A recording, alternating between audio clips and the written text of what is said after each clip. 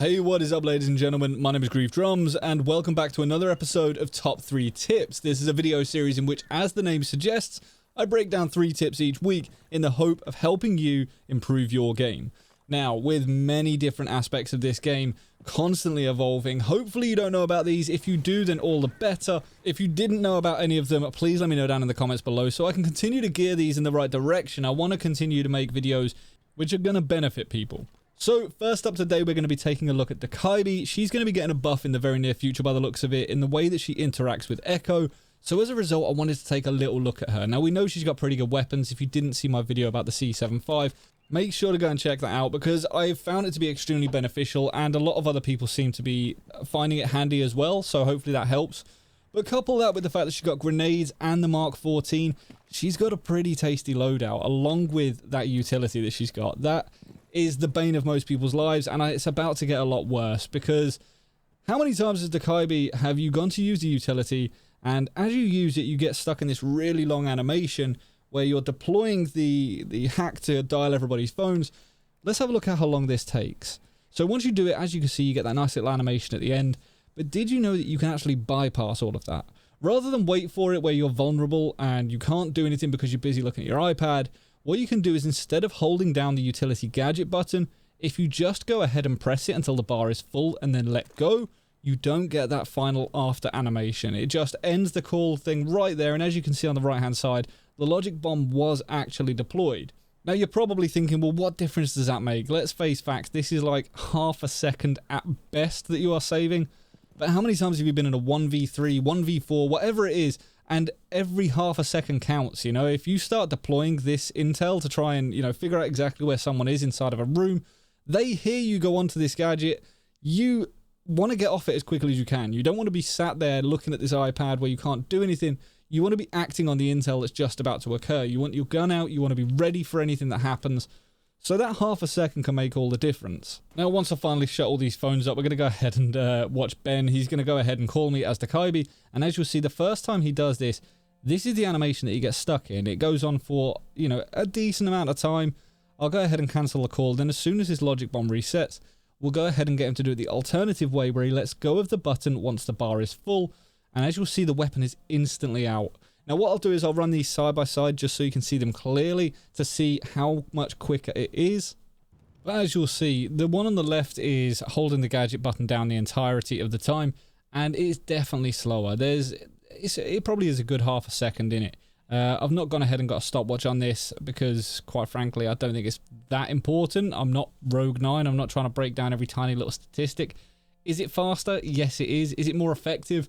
Yeah, it actually is, you know, it's more beneficial, certainly in the majority of situations, and the fact that there is absolutely no penalty for doing this is only going to benefit you. So definitely add it to your arsenal, definitely give it a go, and if you're playing Dokkaebi and you don't already know this, hopefully it'll help you out a little bit in the future.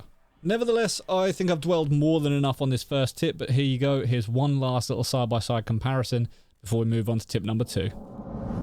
Tip number 2 for today is going to take us on over to Theme Park, the new reworked version. This one was taken from Nico_R6S. If you don't know who he is, make sure to go and check him out on Twitter. The dude is an absolute god when it comes to finding ridiculous angles. I mean, he found how to kill someone from a drone hole on the roof of Coastline by shooting them. Yeah, that doesn't even make any sense. But nevertheless, if you come on over to the barrels room in Theme Park, what you can do is you can open up this section of wall in this pattern. It works with Buck, it works with Sledge, it works with anyone with a shotgun.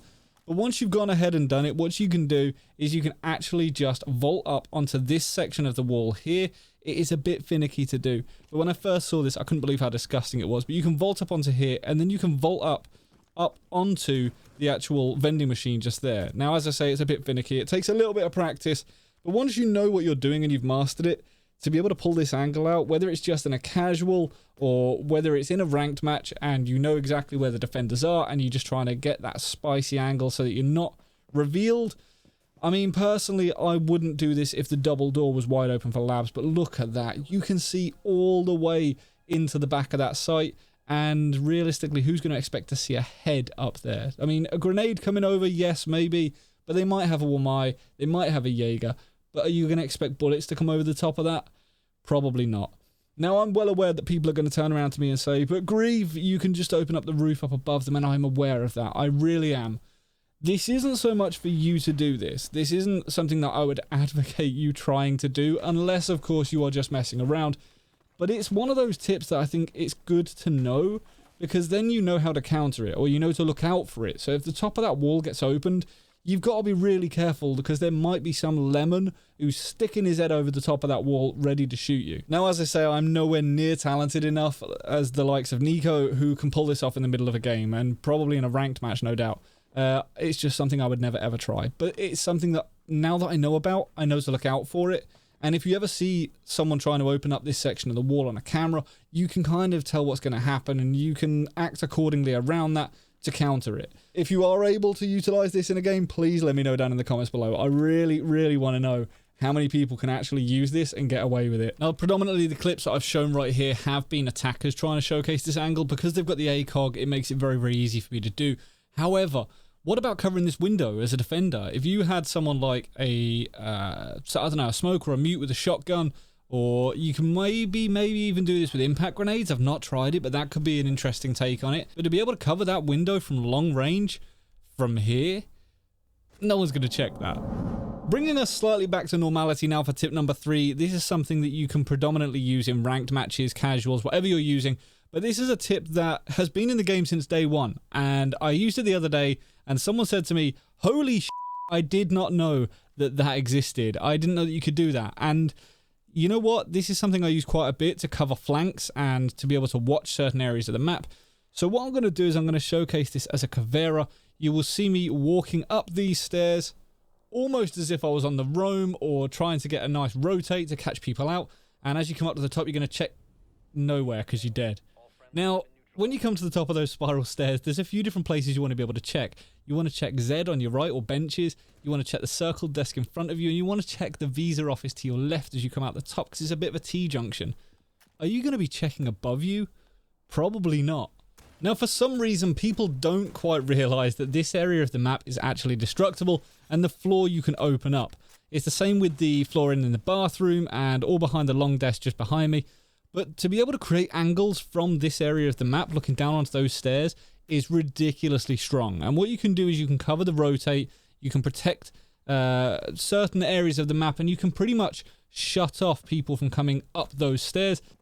And here's why it's so strong. It's not the fact that you've just got the element of surprise because people don't really know about it, but it's also the fact that much like when you're playing on windows, the person that's up above, rappelling on the top of a window, can see the feet of the people below before they can see his head. Now, so much of their body is exposed, while so little of you as the person above is exposed. And what I'm going to do is I'm going to try and showcase exactly how this works with Dom and myself on this particular angle. Now, at this point here, I can see Dom's feet, I can see up to his knees, and if he comes a bit further forward, I can actually see all the way up to his neck before he can even see me.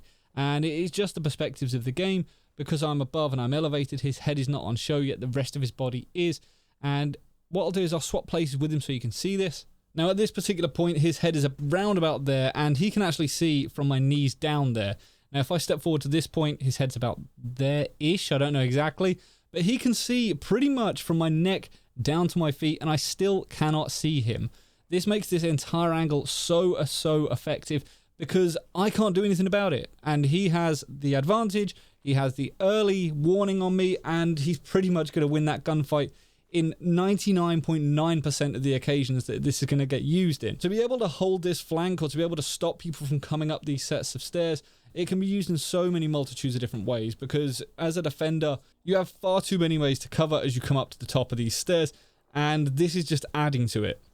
I'm afraid that is going to be it for today's video. Hopefully these help you in some way, shape or form, as I said. If you want to get involved, I would love to hear your thoughts and opinions on both this video, and I'd love to hear your tips and tricks on what you've got to share. What insane angles do you know about? What cool rotations do you know? Or what tip do you think everybody should know? Is it something to do with droning? Is it something to do with the way that you can control recoil or the way that you warm up? Let me know, and maybe it's something I can include in a future video. Obviously, full credit will be given where it is due. You can do that by heading on over to my Twitter or my Discord, Send me whatever videos, clips, pictures you've got, and hopefully they'll be included in the future. If you want to see me trying this stuff live on stream, probably epically failing, but giving it a go anyway, I stream 4 nights a week on Thursday, Friday, Saturday, and Sunday from 8 o'clock GMT through till late. I'd love to see you over there. If you did enjoy the video, please consider hitting that thumbs up, and if you don't already, make sure to subscribe. But until next time, ladies and gentlemen, stay reckless and relentless.